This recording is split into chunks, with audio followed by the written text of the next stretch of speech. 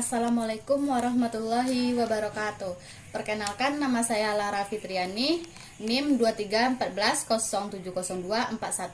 Saya dari Fakultas Tarbiyah dan Keguruan, Prodi Pendidikan Guru Madrasah Ibtidaiyah.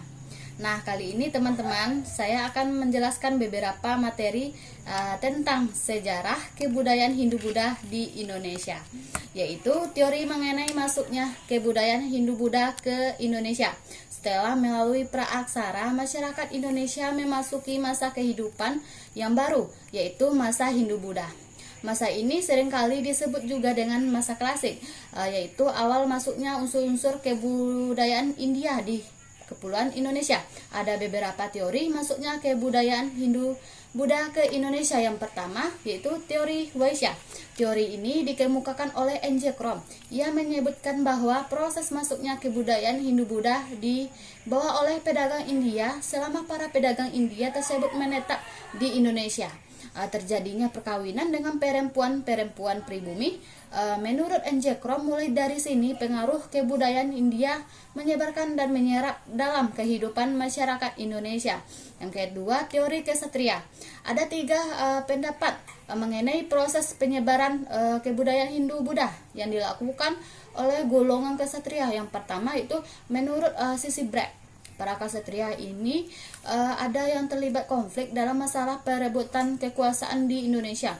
Bantuan yang diberikan oleh para ksatria ini sedikit banyak membantu kemenangan bagi salah satu kelompok atau suku di Indonesia yang bertikai. Sebagai hadiah atas kemenangan di antara mereka, dinikahkan salah satu putri dari kepala suku atau kelompok yang dibantunya dari perkawinannya itu. Para ksatria dengan mudah menyebar ke tradisi Hindu-Buddha kepada keluarga yang dinikahinya, sehingga berkembangnya tradisi Hindu-Buddha dalam kerajaan Indonesia. Yang kedua itu menurut Mukherjee. Menurutnya ksatria dari India lah yang membawa pengaruh kebudayaan Hindu-Buddha ke Indonesia. Yang ketiga itu menurut J.L. Moss. Sekitar abad kelima, ada di antara para keluarga kerajaan di India Selatan melarikan diri ke Indonesia sewaktu kerajaan mengalami kehancuran. Yang ketiga yaitu teori Brahmana yang diungkapkan oleh J.C. Van Leeuwen. Dia mengatakan bahwa kebudayaan Hindu-Buddha Indonesia yang menyebar ke Indonesia dibawa oleh golongan Brahmana. Pendapatnya yaitu sisa-sisa peninggalan kerajaan yang bercorak Hindu-Buddha di Indonesia, terutama pada prasasti yang menggunakan bahasa Sanskerta dan huruf Pallawa, karena hanya golongan Brahmana lah yang menguasai bahasa dan huruf itu. Yang keempat, teori arus balik. Teori ini yang diungkapkan oleh F.D.K. Bones. Teori ini menyebutkan bahwa banyak pemuda Indonesia yang belajar agama Hindu-Buddha ke India. Setelah memperoleh ilmu yang banyak, mereka kembali ke Indonesia untuk menyebarkannya, yaitu tentang pengaruh Hindu-Buddha terhadap kebudayaan Indonesia.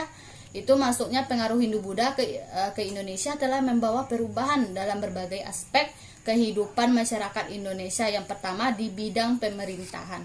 Sebelum unsur kebudayaan dan agama, Hindu-Buddha masuk masyarakat dipimpin oleh seorang suku yang dipilih oleh anggota masyarakat.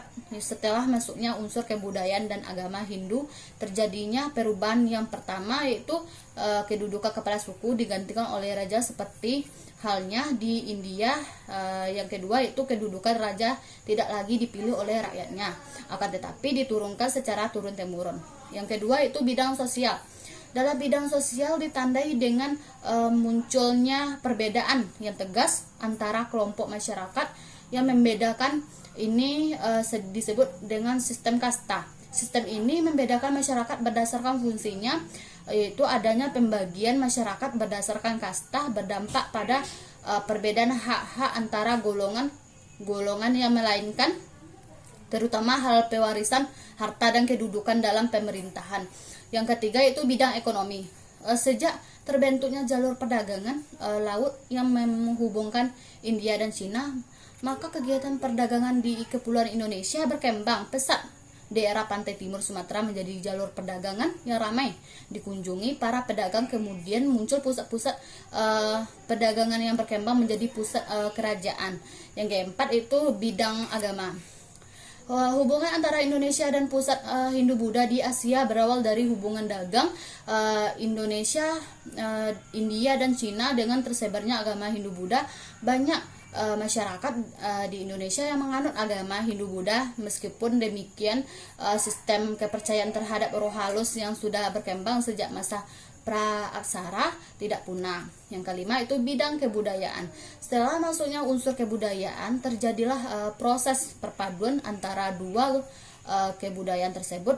Berpaduan disebut akulturasi. Contoh hasil akulturasi dengan kebudayaan asli Indonesia diantaranya yaitu seni bangunan, seni rupa, dan seni ukir, serta sastra dan aksara. Nah, cukup sekian ya teman-teman. Kalau ada mau yang lebih lanjut, kita lanjutkan lagi ya.